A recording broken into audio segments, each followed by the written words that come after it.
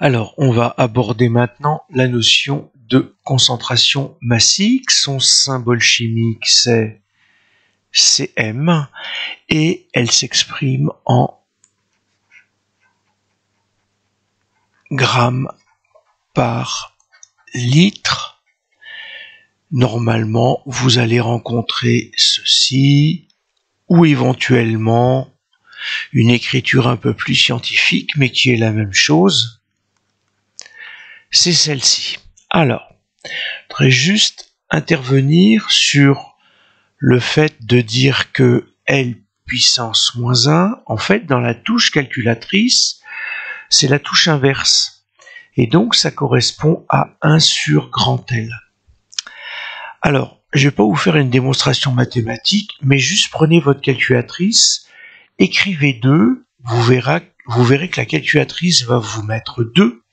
Si maintenant vous écrivez 2 exposant moins 1, eh bien, alors vous avez un accent circonflexe, une touche accent circonflexe, ou éventuellement un X avec en l'air un petit carré. Calculatrice va vous marquer 1/2. Donc on a bien divisé par 2, ou le résultat décimal 0,5. Si maintenant vous divisez bien 1 par 2, vous allez obtenir 1/2 ou 0,5. Donc cette écriture-là, G.L exposant moins 1, correspond bien à des grammes par litre. Alors, généralement, en introduction, je pense que vous devriez être allé au laboratoire. On va vous avoir fait manipuler généralement du sulfate de cuivre 2. Il a la caractéristique d'être bleu. Je vous rappelle que le sulfate de cuivre 2, c'est ce qu'on appelle la bouillie bordelaise, ou même encore mieux, le permanganate de potassium. Et donc, vous allez utiliser une capsule de pesée, une balance, une spatule, et on va vous demander de peser une quantité. Il n'est pas rare de peser pour du permanganate de potassium. Sa formule chimique, c'est KMnO4.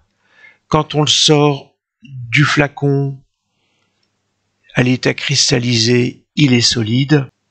Et la masse qu'on a l'habitude de vous faire peser, c'est 1,58 g.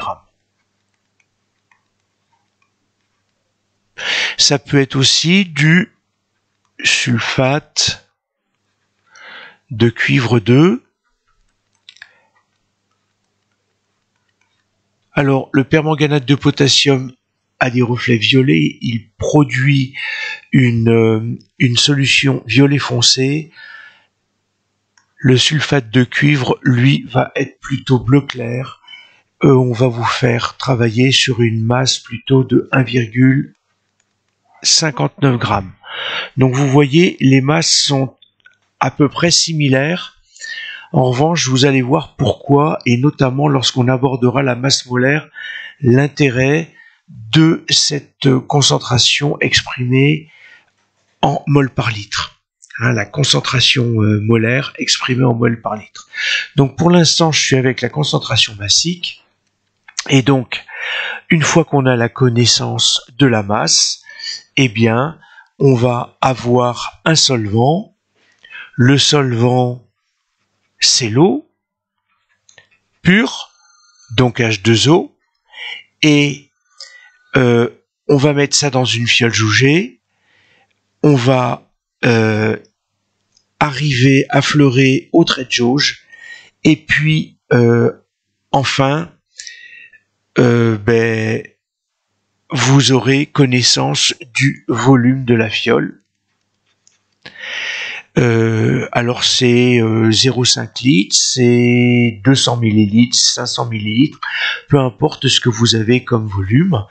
Et donc la concentration massique, ça va être le rapport d'une masse de composé ionique